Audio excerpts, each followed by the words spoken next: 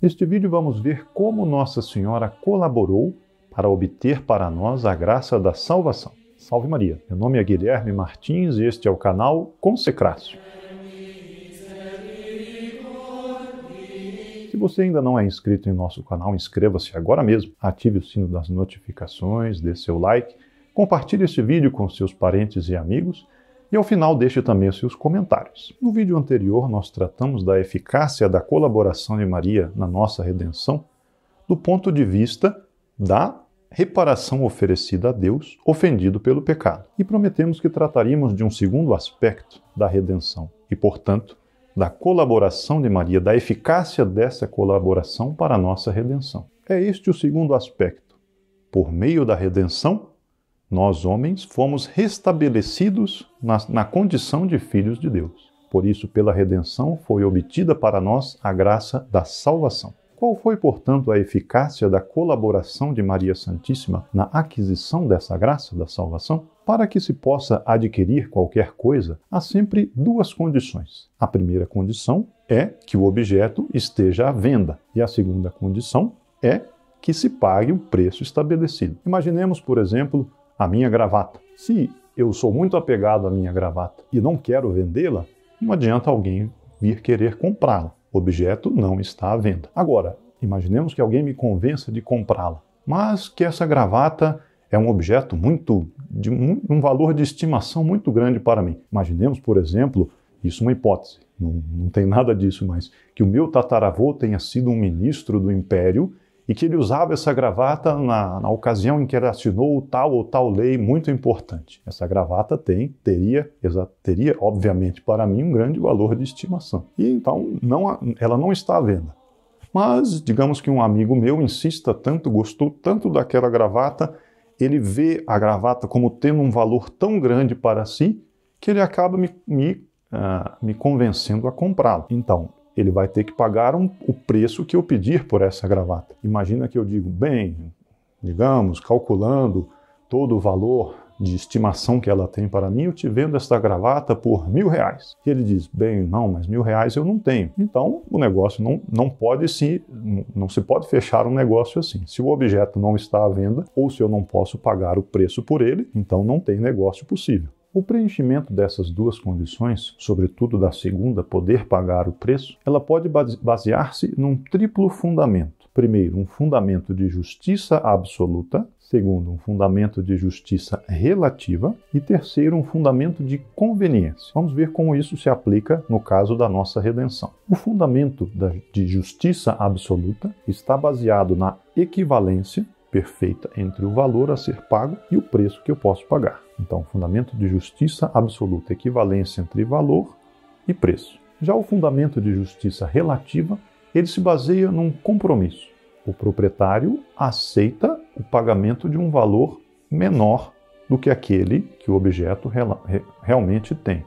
Portanto, há aí ainda justiça, porém uma justiça relativa, pois o valor não equivale ao valor real do objeto. E o terceiro fundamento de conveniência. O valor pago não corresponde de maneira nenhuma ao valor real, mas ele é aceito por razões de amizade, de retribuição, etc. Não há justiça propriamente dita, não há uma equivalência, mas há uma mera conveniência. Vamos ver então como que esses três fundamentos podem ser aplicados com relação à redenção. Primeiramente, sendo a graça uma participação na vida divina, nosso Senhor Jesus Cristo podia adquirir para nós a graça, novamente, por meio de justiça absoluta.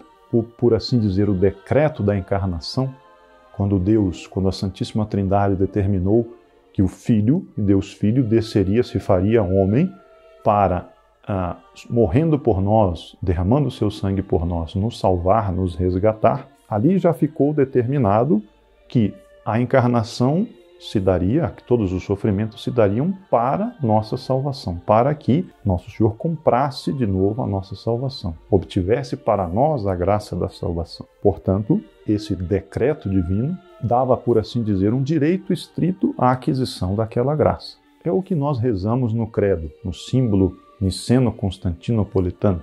Qui propter nos homines et propter nostram salutem descendit de celis. ou seja, que por nós homens e para a nossa salvação desceu dos céus. Então nosso Senhor veio para cumprir esse decreto da nossa salvação e ele tinha, portanto, cumprindo aquelas condições, tinha um direito estrito a merecer para nós a graça. E o preço que ele podia oferecer com seus sofrimentos era, em certo sentido, até superior ao valor que era pedido. Isso porque, claro, a graça, sendo participação da vida divina, é, por certo lado, de valor infinito.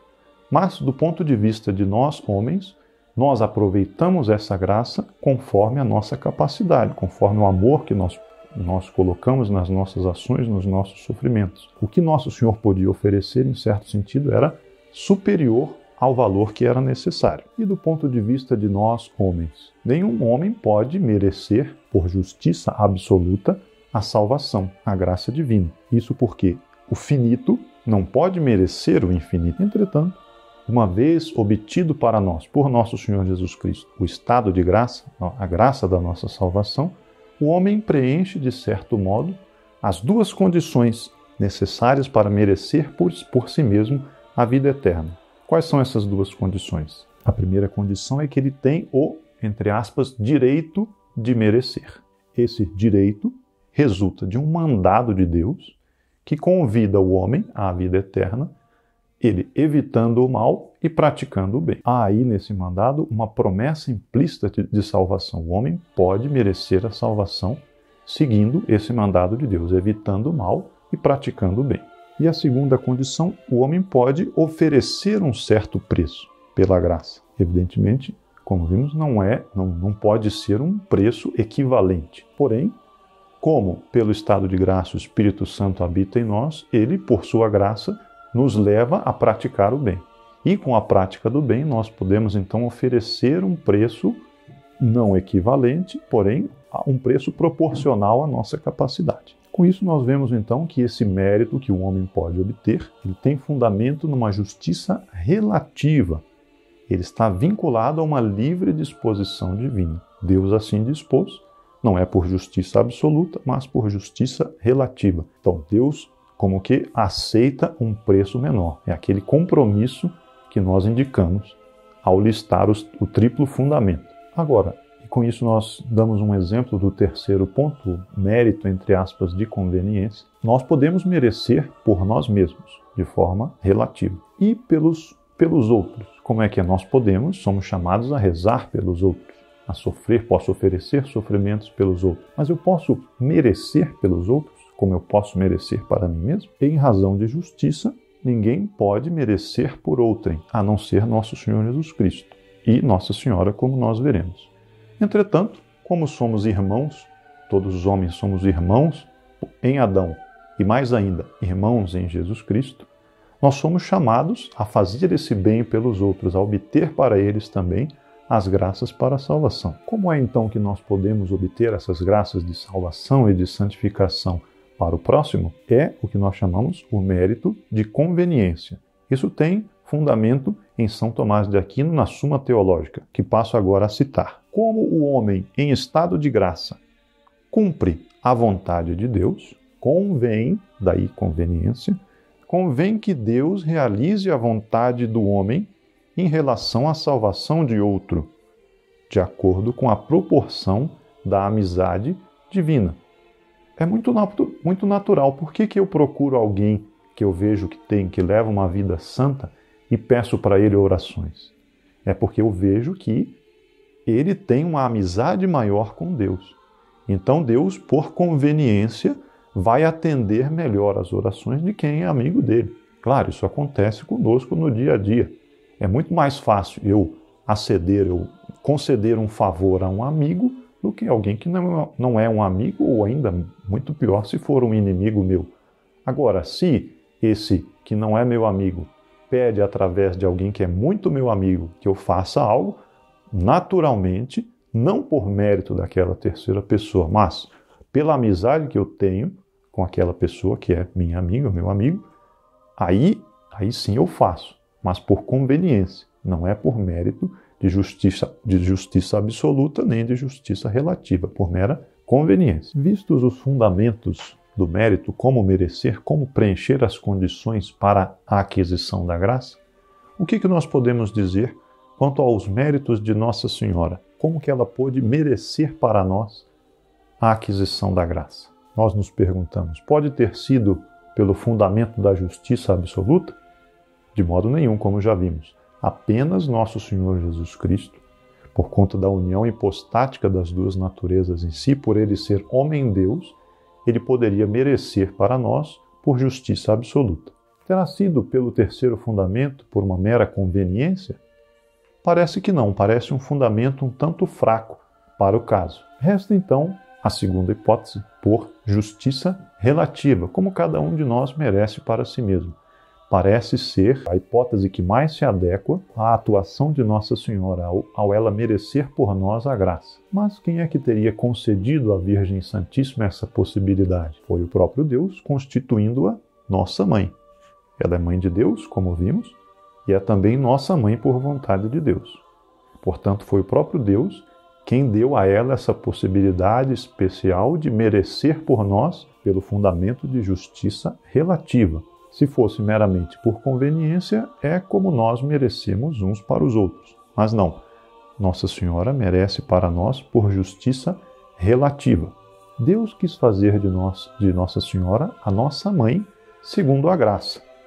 E ela só é nossa mãe porque nos faz viver da graça de Deus. Quando as nossas mães naturais descuidam do seu dever de alimentar em nós a graça sobrenatural, elas não deixam por isso de ser nossas mães. Continua o vínculo da consanguinidade natural. Ora, com Nossa Senhora é diferente.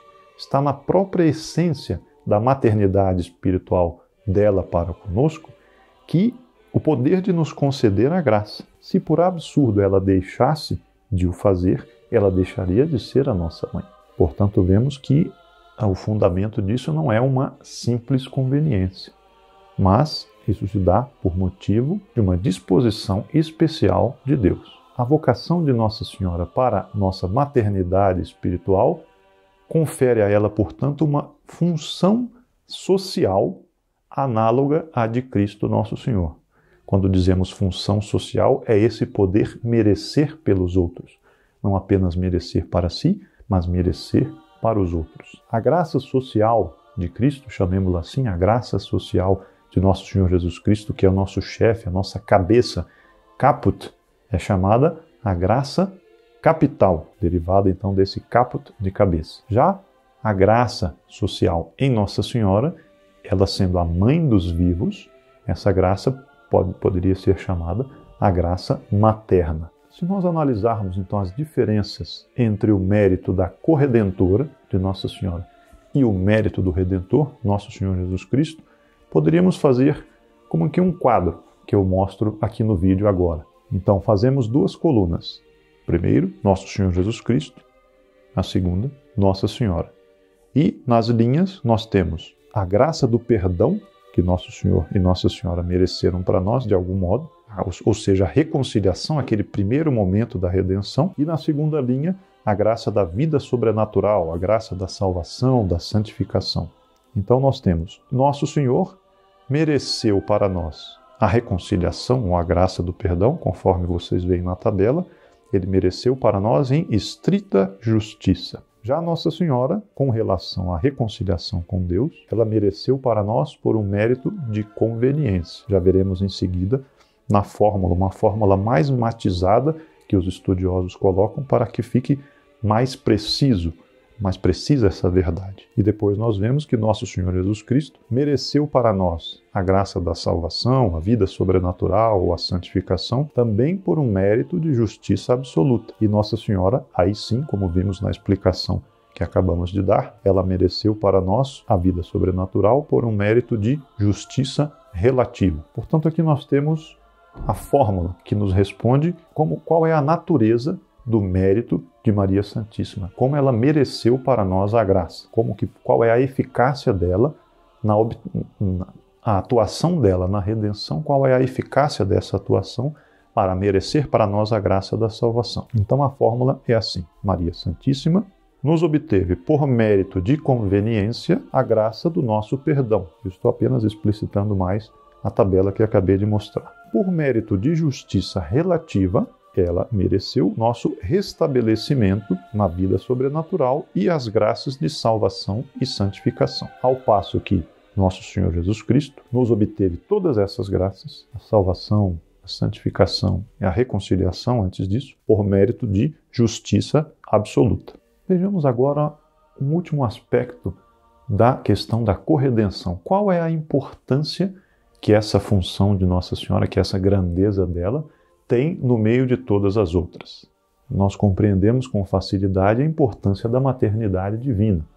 Foi essa grandeza que elevou Nossa Senhora, no dizer dos santos, às fronteiras da divindade. E que é a razão de ser, maternidade divina é a razão de ser de todas as demais grandezas. Mas nós somos tentados a considerar todas essas outras funções de Nossa Senhora, todas essas outras grandezas que estão na dependência, ou estão em função da maternidade divina, como temos a tendência, a tentação de considerá-las como sendo todas iguais, nenhuma teria maior importância do que as outras. E exatamente a corredenção está entre essas funções ou entre essas grandezas, conforme queiramos considerá-las. Pessoas há, católicos há até, que quase que menosprezam a corredenção, não a levam em conta. Isso não é dogma definido, não vou pensar nisso. A redenção por nosso Senhor Jesus Cristo já foi suficiente, como necessária e suficiente. O papel de Nossa Senhora é supletivo, não teria sentido considerá-la como nossa corredentora. Por que considerá-la dessa maneira? Até então, há pessoas que meio que desprezam essa verdade. Entretanto, como veremos, já provamos como Nossa Senhora mereceu por nós e veremos como, após a maternidade divina e a maternidade espiritual, que aliás foram os nossos dois primeiros temas dos nossos vídeos, dos nossos estudos, a corredenção ocupa um papel especial, tem uma importância excepcional, especialíssima. Nós já afirmamos como Nossa Senhora apresentou à Santíssima Trindade uma reparação de um valor incomensurável e que, portanto, como consequência, apresentou também à Santíssima Trindade algo de uma glória incomparável diante dos homens, diante dos anjos e diante até dos demônios. E ela apresenta também as homenagens filiais, as homenagens de confiança a Deus. Ela apresenta a Deus essas homenagens que ela mesma nos ensina a ter para com Ele. Ora, essa devoção que nós temos para com Nossa Senhora, ela só é realmente eficaz devido à sua função de corredentora. Porque é essa função de corredentora que torna a Virgem Santíssima semelhante ao Filho de Deus, feito homem. E eu digo semelhante não somente em alguma de suas prerrogativas, mas semelhante na própria missão. Nossa Senhora é chamada com Nosso Senhor nos redimir, pelas condições que já vimos tratando. Mas Deus quis que ela fosse então semelhante ao seu Filho nessa missão, também nas prerrogativas, mas especialmente na sua missão. E a nossa devoção para com ela, como eu disse, só é eficaz por causa dessa missão de corredentora. Essa função foi também para Nossa Senhora a causa de uma consolação indescritível. Quem me assiste que é mãe sabe que até sofrer junto com o seu filho, com o seu próprio filho, causa uma consolação. Uma mãe que vê o seu filho sofrendo e não pode ajudá-lo, ela sofre mais ainda com isso. Se ela pode desvelar-se, esforçar-se, passar noites em claro para sofrer junto com seu filho, normalmente isso é uma causa de consolação.